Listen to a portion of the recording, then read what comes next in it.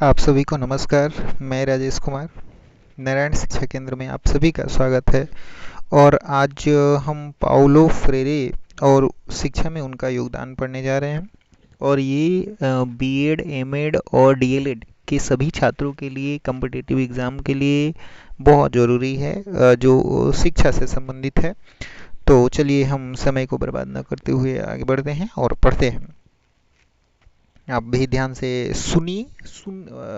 ये वीडियो बनाने का मकसद यही है कि मोबाइल के स्क्रीन पर देखना आप पढ़ भी सकते हैं स्टॉप करके, और नहीं तो सुन भी सकते हैं। सुनिएगा तो और बढ़िया से याद होगा।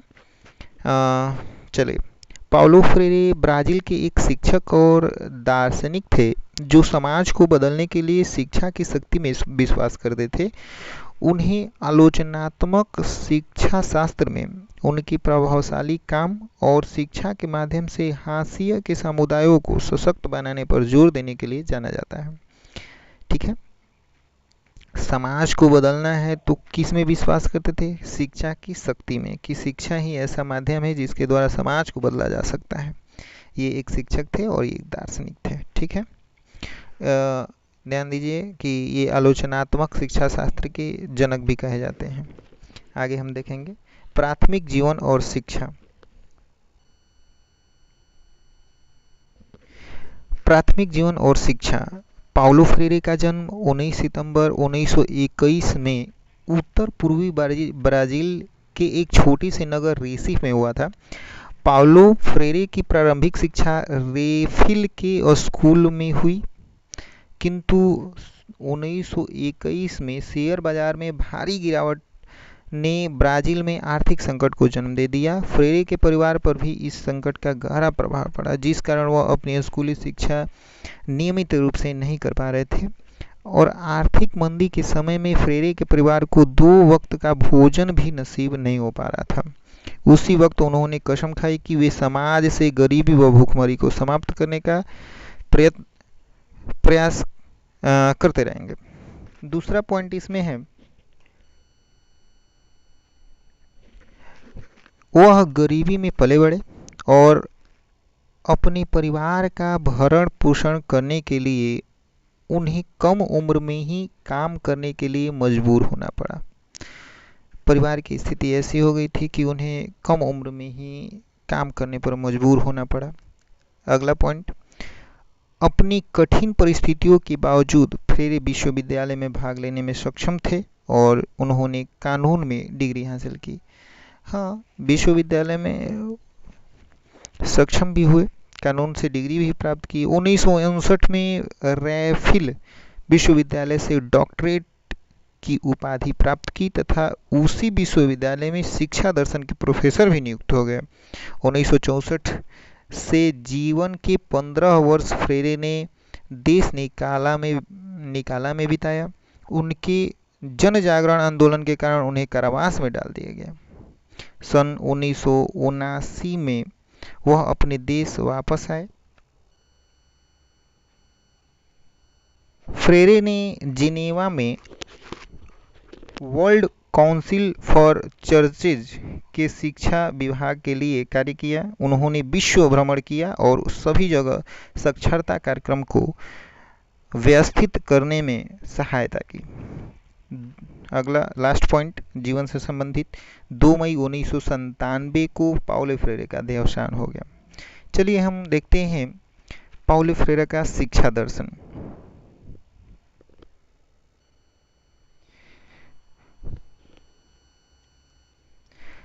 पाउलो फ्रेरे का शिक्षा दर्शन। फ्रेरे के अनुसार मनुष्य जो भी क्रियाएं या व्यवहार करता है उसके पीछे उसकी आवश्यकताएं निहित होती है तथा उसका प्रत्येक कार्य किसी उद्देश्य की पूर्ति के लिए होता है।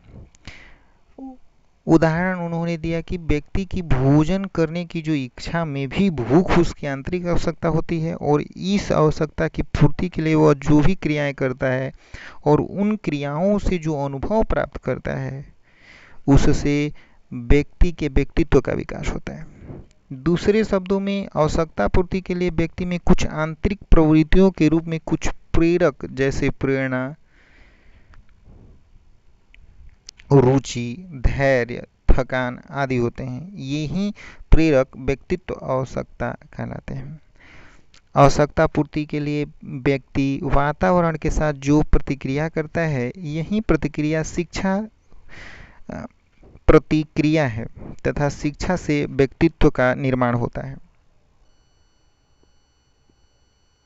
चलिए शैक्षिक एजुकेशनल आइडियल्स पढ़ते हैं। फ्रेरे ऐसी शिक्षा के पक्ष में थे जिससे लोगों में परस्पर सहयोग का संचार हो, प्रेम का संचार हो, सहानुभूति का संचार हो। ये कहते थे कि शिक्षा ऐसा दीजिए कि भ्रातृत्व की भावना का प्रसार हो, लोग एक दूसरे के साथ एक प्रेम की भावना के साथ रहें, द्वेष की भावना न हो। मतलब धार्मिक रूप से, यदि समाज में धार्मिक रूप से शिक्षा दिया जाएगा तो इसी तरह से गड़बड़ है, नहीं हो पाएगा। चलिए आगे बढ़ते, जिससे सर्वत्र शांति और भ्रातृत्व का विकास होगा। क्योंकि आधुनिक काल में निरंकुश और आर्थिक रूप से संपन्न लोग नहीं चाहते हैं कि किसान, मजदूर और दलित शिक्षित हों, क्योंकि वे स्वयं के स्वार्थ में इतने लीन हो चुके हैं कि दूसरों को कष्ट पहुंचाने में जरा भी संकोच नहीं करते। भाई साहब, व्यक्ति अनेक मानसिक यातनाओं से ग्रसित है। वैज्ञानिक प्रगति के बाद भी मानव को मानसिक शांति नहीं मिल पा रही है। इसका कारण मानवतावादी शिक्षा का अभाव है। फ्रेरे ने जिस मानवतावाद को अपनाया उसमें आज के किसान व दलितों के प्रति प्रेम व न्याय है।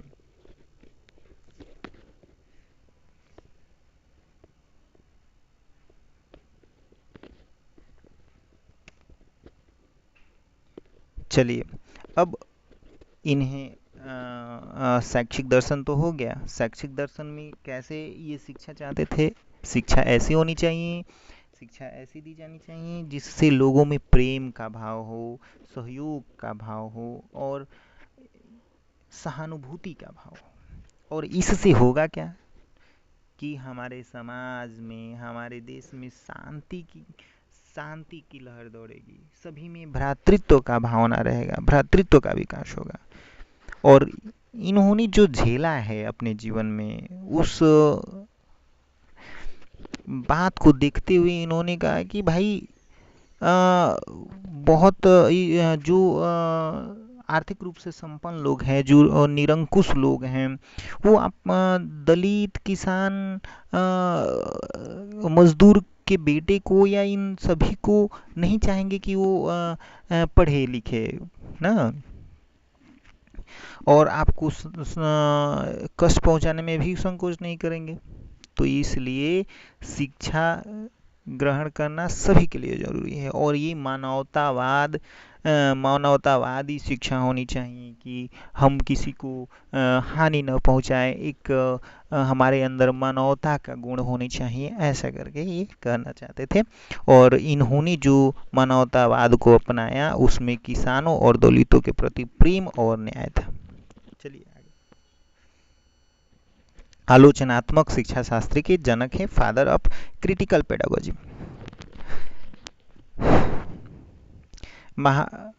सामाजिक परिवर्तन के लिए एक उपकरण के रूप में शिक्षा का उपयोग करने पर केंद्रित महत्वपूर्ण शिक्षा शास्त्र में फ्रेरे का काम। इन्होंने कहा कि सामाजिक परिवर्तन यदि करना है, समाज में परिवर्तन करना है, तो शिक्षा ही ऐसा उपकरण है जिसके द्वारा समाज में परिवर्तन किया जा सकता है। दूसरा पॉइंट है कि इन्हें आलोचनात्मक शिक्षा शास्त्र के जनक भी कहा जाता है। इनका मानना था कि पारंपरिक शिक्षा प्रणाली दमनकारी थी, पारंपरिक शिक्षा प्रणाली दमनकारी थी और सामाजिक असमानताओं को प्रबल करती थी। ये सही भी कहते थे। फ्रेरे ने तर्क दिया कि शिक्षा को मुक्त और सशक्त बनाना चाहिए, जिससे व्यक्ति अपने सामाजिक और राजनीतिक संदर्भों का आलोचनात्मक विश्लेषण कर सके। शिक्षा को मुक्त और सशक्त बनाना चाहिए, कोई भी व्यक्ति सामाजिक और राजनीतिक संदर्भों का आलोचनात्मक विश्लेषण कर सके। चलिए, साक्षरता कार्यक्रम इन्होंने चलाया था और वो देख लेते हैं। देखिए, लिटरेसी प्रोग्राम इन्होंने चलाया था। इन्होंने 45 दिन में ही 300 गन्ना मजदूरों को 300 गन्ना मजदूरों को पढ़ा लिखा दिया था। 1962 की ये बात है।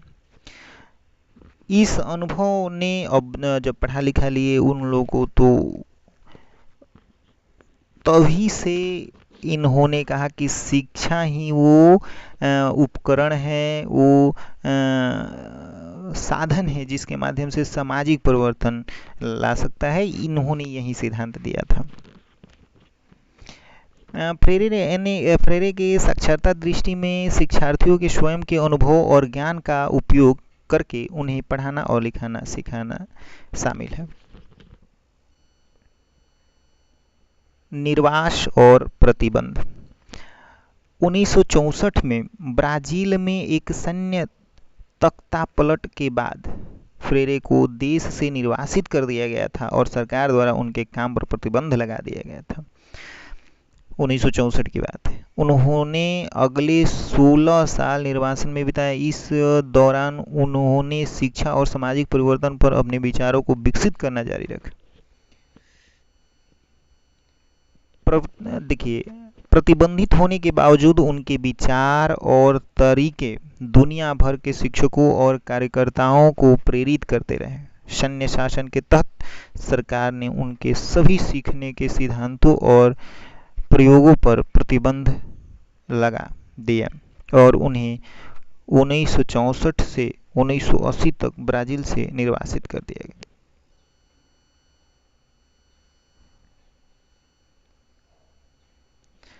पाउलो फ्रेरे की परंपरा, लिगेसी जो भी है। पाउलो फ्रेरे के विचार और कार्य शिक्षा के क्षेत्र में प्रभावशाली बने हुए हैं। पाउलो फ्रेरे के विचार और कार्य शिक्षा के क्षेत्र में प्रभावशाली बने हुए हैं। आलोचनात्मक सोच और सामाजिक न्याय पर उनके जोर ने दुनिया भर में अनगिनत शिक्षकों और कार्यकर्ताओं को प्रेरित किया है। फ्रेरे के विचार को विभिन्न संदर्भों में लागू किया गया है। साक्षरता अभियानों से लेकर के विश्वविद्यालय की कक्षाओं तक और शिक्षा और सामाजिक परिवर्तन के बारे में हमारे सोचने के तरीके को आकार देना जारी रखा। 1997 में हृदय गति रोकने के कारण उनका निधन हो गया।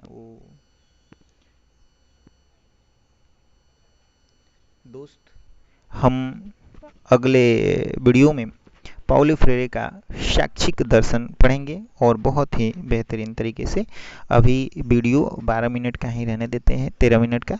ओके, धन्यवाद, बहुत बहुत धन्यवाद।